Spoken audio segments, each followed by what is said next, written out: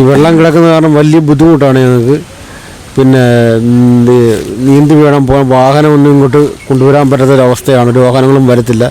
ആർക്കെങ്കിലും ഒരു അസുഖം വന്നു കഴിഞ്ഞാൽ പിന്നെ എടുത്തുകൊണ്ട് പോകേണ്ടി വരും. അങ്ങനത്തെ ഒരു സിറ്റുവേഷനാണ് വെള്ളം കിടക്കുന്നത്. വെള്ളം സ്പിൽവേ ഒഴുകി തുറന്നിട്ടും വെള്ളം ഇറങ്ങുന്നില്ല. ഇത് ശരിക്കും പാടത്തിൻ്റെ അകത്ത് കെട്ടിക്കിടക്കുന്ന വെള്ളമായത്.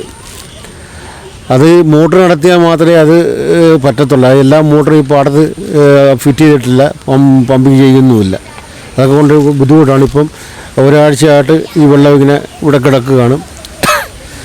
പിന്നെ പഞ്ചായത്തിൻ്റെ ഭാഗത്തു നിന്നൊക്കെ അവർ ക്യാമ്പ് തുടങ്ങുമെന്നൊക്കെ പറയുന്നുണ്ടെങ്കിലും വിളിക്കുന്നുണ്ടെങ്കിലും ഇതൊക്കെ ഇട്ടിറങ്ങിയിട്ടൊക്കെ ആൾക്കാർക്ക് പോകാനായിട്ടുള്ള ബുദ്ധിമുട്ടുണ്ട്. കാര്യം അവരുടെ വസ്തുക്കളും സാധനങ്ങളൊക്കെ ഇട്ടിട്ട് പോകുന്ന ഒരു ബുദ്ധിമുട്ടാണ്.